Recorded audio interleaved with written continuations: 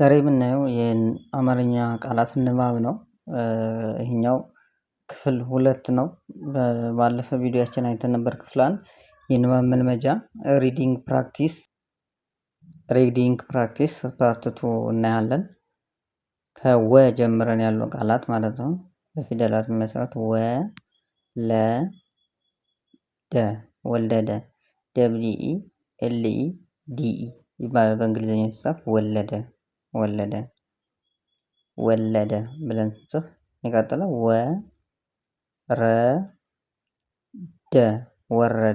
ወረደ WEREDE ወረደ ብለን ስንጽፍ እንደዚህ ይጻፋል።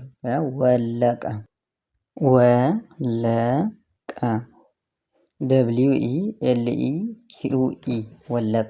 ወለቀ ብለን ስንጽፍ እንደዚህ እንጽፋለን ማለት ነው። ሌላው ወሰነ ወሰነ WESENE ወሰነ ውሳኔን ወሰነ ለመሄድ ወሰነ ምናምን እንላለን። ሌላው ደወለ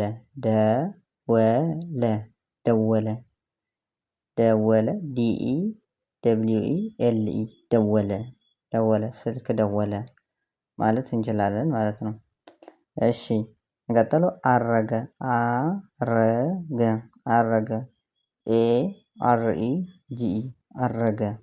አረገ ብለን ስንጽፍ እንጽፍናለን ማለት ነው። የሚቀጥለው አወቀ እውቀትን አገኘ ወይም ደግሞ አወቀ ስለሆነ ነገር ማለት ነው። AWEQUE አወቀ። የሚቀጥለው አጸደ ATSEDE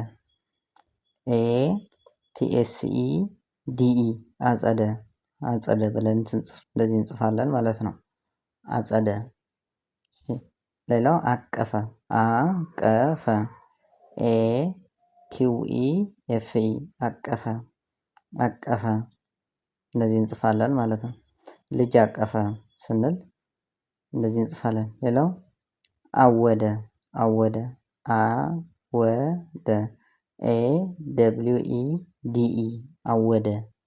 አወደ ማለት ሽታውን አወደኝ ምናምን ሽታውን በደንብ ሸተተኝ እንደማለት ነው። ሌላው ዘለለ ዘለለ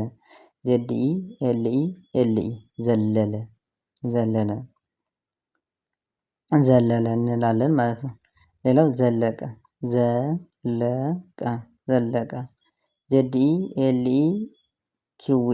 QE የምንለው KE ተብሎ መጻፍ ይችላል። እሱንም ማወቅ አለባችሁ።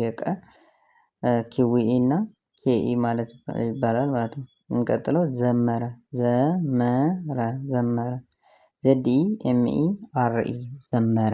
ዘመረ መዝሙር ዘመረ እንላለን ማለት ነው።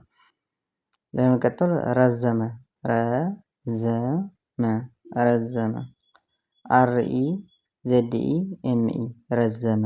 ረዘመ ቁመቱን ጨመረ ማለት ነው።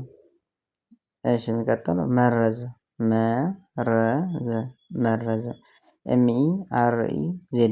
MERZE መርዝ አደረገው በመርዝ ምን አደረገ መርዝ ጨመረበት ለሆነ ነገር ወይም ደግሞ በመርዝ ገደለ እንደማለት ነው። መረዘ ከተባለ። እሺ ቀጥሎ የለም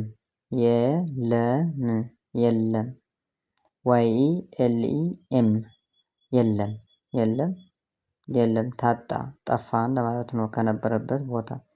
ለምሳሌ እሺ የሚቀጥለው የኛ እኛ ደግሞ GNE የኛ። እሺ የሚቀጥለው ለየ LEYE ከሆነ ነገር መለየት ማለት ነው። የሚቀጥለው ወየ ስትጠራ ወየ ይባላል። WEYE ወየ እንላለን።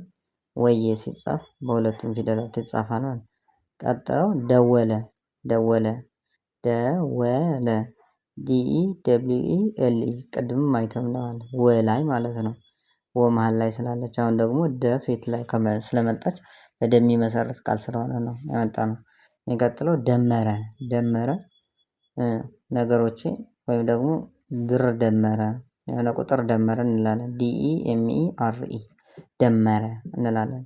ድምር ደመረ እንላለን።